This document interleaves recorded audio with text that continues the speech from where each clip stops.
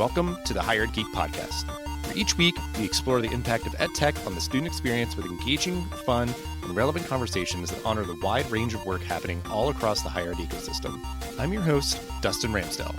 I've been working in and around higher ed for the past decade focused on student support and digital experiences. Join me every week for discussions with some of the best minds in education technology. The Hired Geek Podcast is a part of the Enrollify podcast network, a robust collection of shows designed to help higher education professionals like you grow.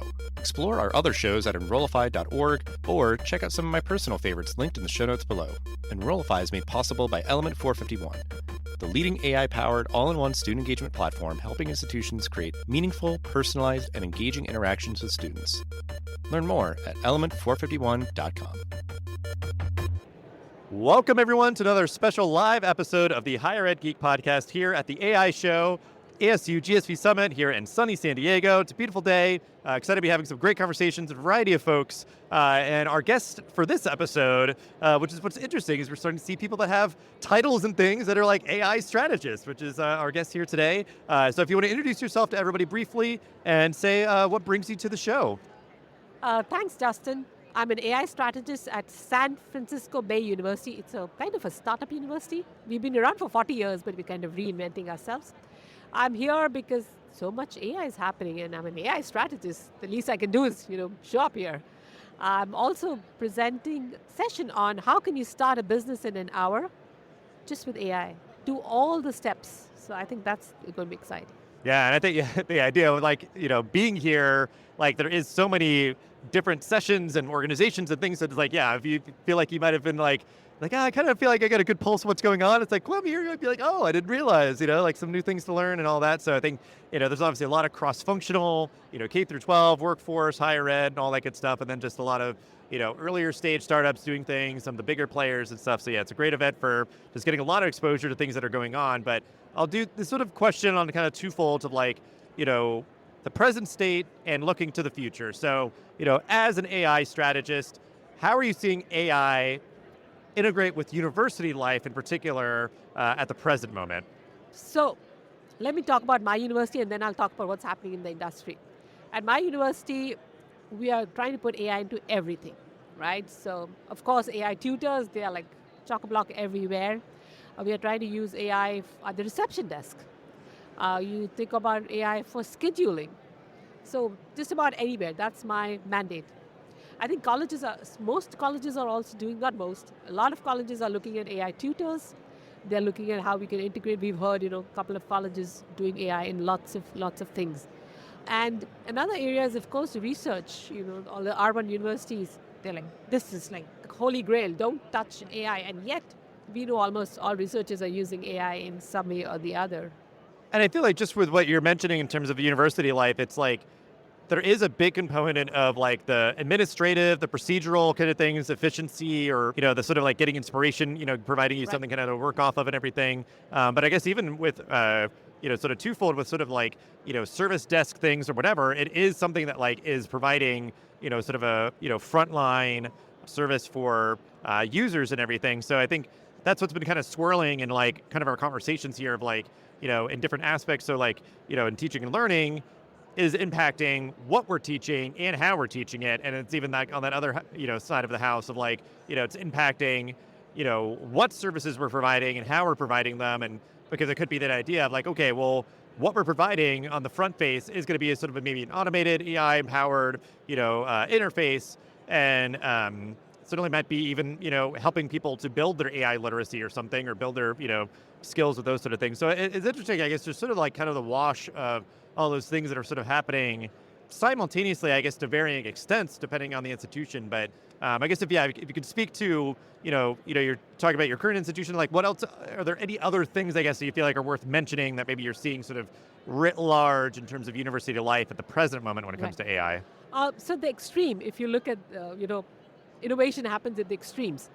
We've seen companies or schools are actually sitting doing enrollment through that, right? One university has actually said no professors, and the AI tutor or the EAI person can be a professor themselves. So there are lone wolves out there who are actually sitting and doing this. There are, I was just speaking to somebody today who said they're creating an AI academy where the entire course can be generated by AI and the students can learn on the fly. So a lot of interesting things. So you think about it, anything that you think you can do, an AI can do, right? The entire spectrum. Any new technology takes time for people to absorb, and people are resistant. So I think it will happen in every aspect of education.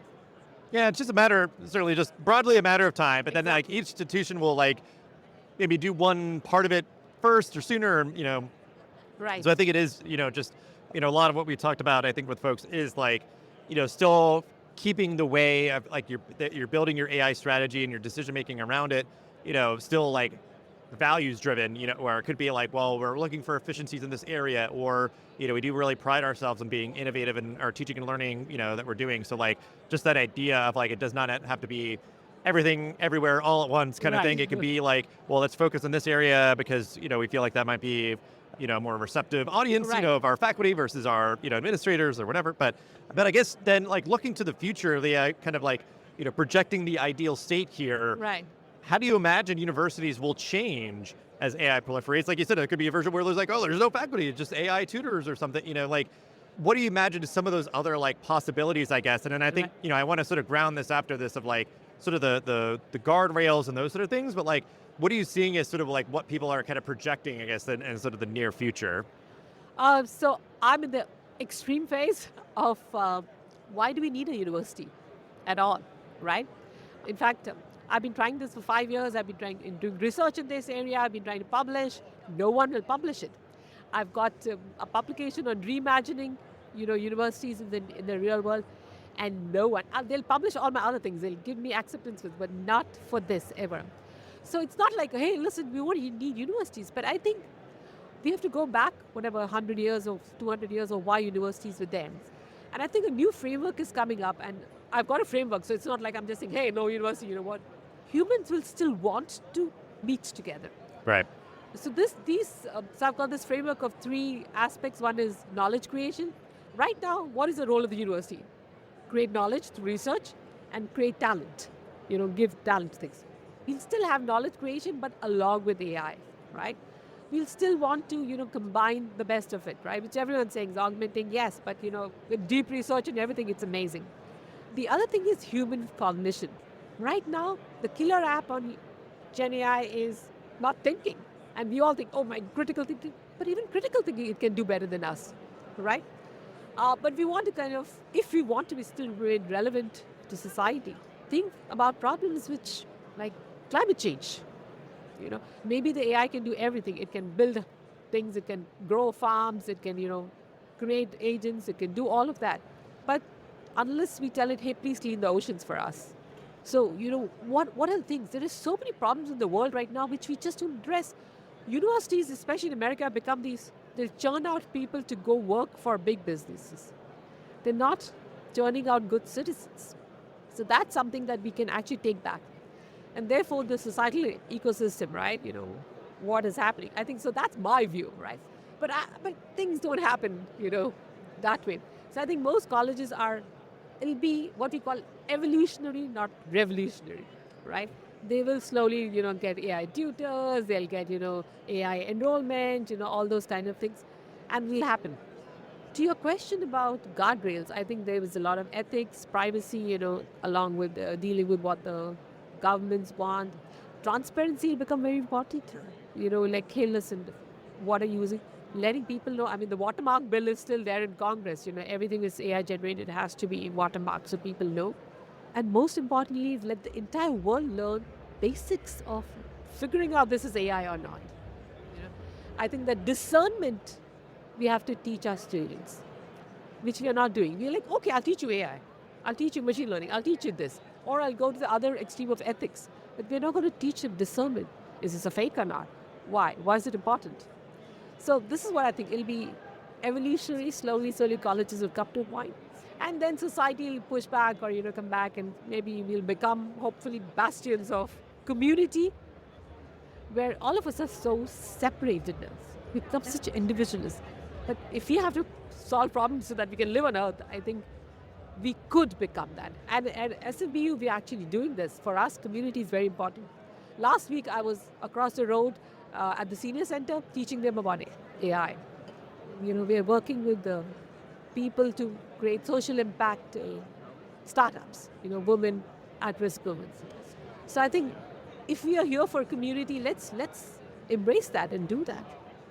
Yeah, there's really good points because I think like what I'm thinking of is like there needs to be that sort of balance of like, you know, certainly like build people's AI literacy, but like build the tools to be transparent and like those sort of things and like help people to understand like this is a artificially created image and, put like those sort of, watermarks or things on there, in tandem with just building people's sort of like, confidence, with the tools and using them effectively and efficiently and those sort of things. But I think it is the idea of like, there can be any variety of appropriate sort of like expectations and guardrails from the institution, like from the policies perspective. And I think, what we've heard a lot in our interviews here so far is like, you can't just like stick your head in the sand. You need to just be thoughtful with like, use it in this way in these instances, in the classroom, outside the classroom, for the staff members and faculty and, everything else. So I think just like bringing, that values-driven intentionality to it, but that, yeah, like we're at this point and look at it, I think, as an opportunity, but let's sort of like existential kind of crisis and moment to like self-evaluate, like, who are we in this moment? And I think so many of the things that you're talking about that are so human-centered, I think will hopefully kind of have their, renaissance, for lack of a better term, of just the idea of like building social capital and community, like all that stuff. So I think we have to go back to the why of the university. And we are not going that. We are just being efficient. Right. With AI, we're not being thoughtful, like you said. We need to. This is such a great crisis as an opportunity. Let's do that. Yeah. And I think we can. We have enough brains in the system to do that. So let's do it. Yeah, absolutely. So I think, those sort of like, the guardrails, like, maybe more explicit things, but even just, I think, like the frame of reference or the mindset that people would be sort of developing their strategy when they're approaching this. I like this sort of, beat that we're on. We can just stay here for a moment because I think like that idea of as much of like, like we'll maybe become more efficient and all that, maybe that gives more space and time to, facilitate those sort of more human-centered pieces. But like, even in my mind, just generally, because I think we've already seen that like digital platforms can maybe help to be like the catalyst to facilitate more of those things. So I'm curious if you have any thoughts on that of like, how can AI make sure that we're not just continuing to sort of like divide ourselves or isolate ourselves and that sort of thing? Like, is there sort of a lane or space for AI to try to help facilitate people, having more meaningful interactions and those sort of things? Right. I think we have to be very intentional about this. And it's hard. Then you have to think. And it's hard to think. It's so easy to just go with the flow. And like I said, my favorite quote is, people would rather die than think. Most people do. Bertrand Russell, 1911. And I think we have to at least showcase them the dystopia and the utopia with AI. And I think when we show that to people, people will act, right? And we can do this in good ways, bad ways, whatever. So yes, I think we need to tell people this is what will happen. In America, we see there's a huge enrollment dip. People are saying, why should I go to college? If the purpose of college has become training to make Jeff Bezos rich or whoever rich, right? It's no longer that, right? So yes, we can. And of course, you talk about we've talked about, there are tools like Replica, where you create your own, life companion for you, right? People are finding a lot of joy in that. And much as the older ones are like coming out for business reasons. So we are getting that. We're using it for, forget even just AI. Think about virtual reality. We're using that for empathy. In my college in SFBU tomorrow, we're actually having a meeting where we're getting people, our students, regular students, to see what it feels like to be an autistic, to experience it rather than talk about it, right? So we can use technology to be more empathetic towards each other, which we're doing at San Francisco Bay University. All kinds of tools. It's just imagination and the reason why we want to do this. Yeah, I mean, I kind of like the imagination piece there, and even just like, because I think like AI can be the thing, like kind of the engine that drives like dynamic natures of like, things like that, of like a role-playing tool or something else like that. Because like I've seen some people trying to build stuff like that of like an augmented reality or virtual reality, kind of role-playing simulation, but like it requires like another literal human being to be sort of like operating the kind of like avatar or something, like So if you can like set parameters or whatever, and like it allows it to still feel like dynamic or whatever, like those are sort of interesting pieces. And even like, I feel like some of the more bare bones like versions of what I was thinking of is like where like, if we build platforms, within like an LMS or SIS or whatever else, like that it could just sort of like analyze and recommend either to a staff member or to the student about like, hey, maybe you need to like reach out to your advisor, like just some of those things where it kind of gives nudges or like automates Right. that or does analysis where it like, it looks like you're kind of behind on some of your assignments. Maybe you need to reach out to the tutor, like, and then it doesn't require like, again, like a staff member who's a caseload of hundreds of students to be trying to like manually do all this analysis of like who's active in the LMS, who's not or whatever. And like, we already have some of those things, but it still requires like, manual action on Right. a, advisor or coach or, to like facilitate things. So even like those sort of marginal efficiencies of like an AI that can automate analysis, reach out, and, Absolutely. providing a support, it's like, that's like an interaction that could and should be happening so many times every single day. So it's like, I love exactly what you're saying and the idea that it's like, it's that and it's some of the just like routine kind of like things of like the everyday life of a student to make sure that they're not like overlooking deadlines or, reaching out for support when Oh. it's too late or something, but that like, we're making sure that like when a human interaction of a coach or advisor or somebody else, when that meaningful interaction should be happening and hopefully it's happening. And then that like, it's just augmenting, because I feel like a lot of what you're saying was like more on like the teaching and learning side, that's the idea to like really just a shot in the arm for really just like creating much Absolutely. more sort of meaningful,